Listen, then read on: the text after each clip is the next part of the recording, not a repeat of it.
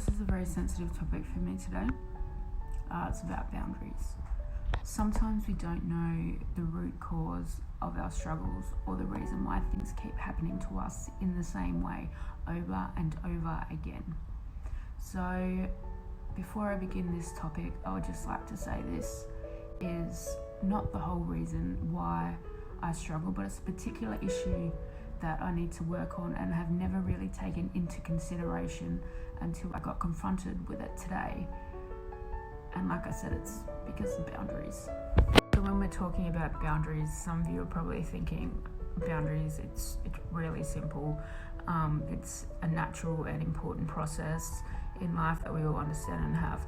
But particularly for me, it's a real struggle, and it's a struggle for not only accepting and acknowledging my own boundaries, but recognizing and acknowledging other people's boundaries that they have in place. And this is a topic that I got confronted today with, and I realized how much it's impacted on my relationships, whether it be romantic, friends, or family. And I realized how important it is to be aware of boundaries in order to maintain a healthy relationship. So what are emotional boundaries? Emotional boundaries are guidelines, rules, limits that a person creates to identify and protect themselves. It's a reasonable, safe and permissible way to let others know what behaviour is acceptable in relation to that person or yourself, if you're talking about yourself.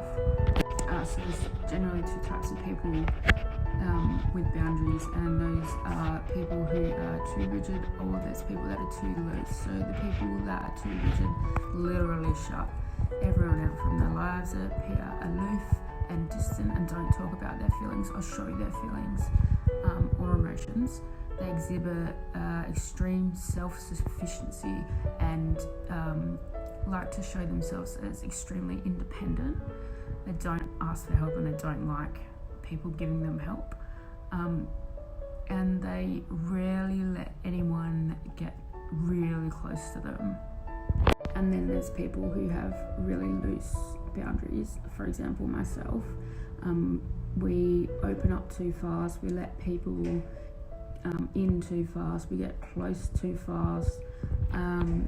We take on other people's feelings as our own, and we are in constant need of reassurance, and we find it really hard to validate ourselves, so we need someone else to validate us for us.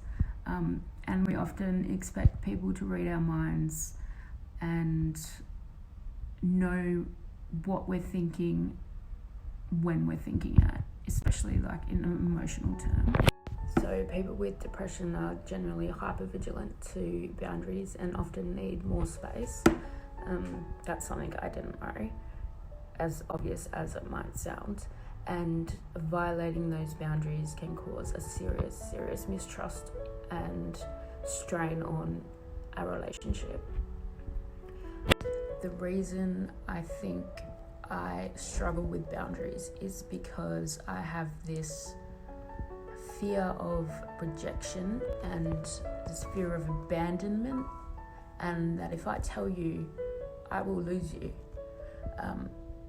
I also have this lack of self-esteem, and I can blame that on my past abusive relationship, but I'm not going to. I tend to have this lack of capacity to keep my boundaries up, and I don't trust people will respect them even if I do put them up. I know now that loose boundaries or really rigid boundaries impact on your relationships. It's not just you that it impacts on. And I think for myself, having such loose boundaries, I find it really, really hard to understand other people's and acknowledge other people's boundaries, especially when they're very, very rigid. An example would be asking someone about their past when they don't want to tell you. That's overstepping the boundary, because I'm making them feel like absolute crap by accident, like not intentionally, but because I don't have that boundary in place myself. I don't acknowledge that boundary for them, if that makes sense. So that's something that I will be working on. So I'm going to read like a little extract, and it basically goes like this. Those with healthy boundaries are firm but flexible. They give support and accept it. They respect their feelings, needs, opinions and rights and those of others, but are clear about their separateness. They are responsible for their own happiness and allow others to be responsible for their happiness. They are assertive and respectful of the rights of others to be assertive.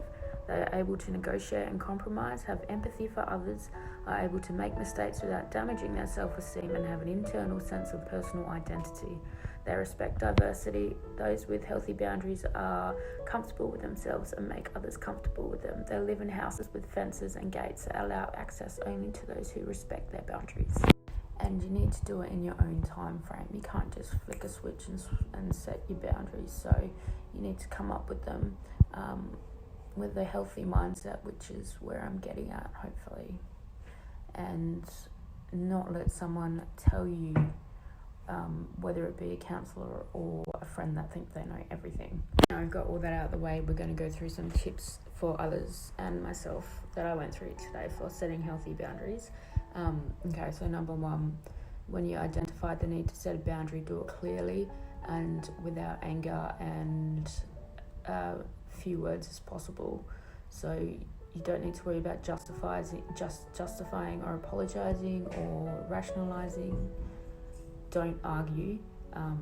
Just be calm, firm, clear, and respectful. And going through all these, because I'm such a kind, affectionate, and I see myself as quite loving, I will feel selfish, I'll feel guilty, I'll feel really embarrassed. I know that for a fact. But I'm going to learn how to do it and practice and have that determination to set my own boundaries and recognize and acknowledge other people's boundaries as well, and not let any anxious thoughts get in the way. Don't be scared of losing people, which is a massive thing for me. So when I set that boundary, I'm going to need to tell myself that I'm responsible for communicating that boundary in a respectful manner. However, if it upsets you, then that's your problem. And just remember that if your boundaries are too loose or too tight, it means we are missing out on things that could make us very, very happy. So in my case, it's too loose.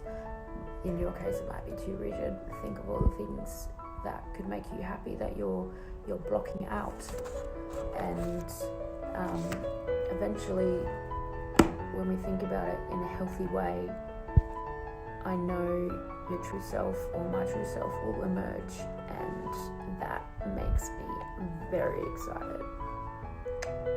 I also wanted to add to the end of this video that this is not me putting myself down at all. This is just me. This is my way doing these videos. It's like my way of making sense of everything that I'm learning about myself and learning on my journey, and everything that makes me me. And that's me done for tonight, because I think, I'm coming. I think we're playing Cards Against Humanity, so I suck at that.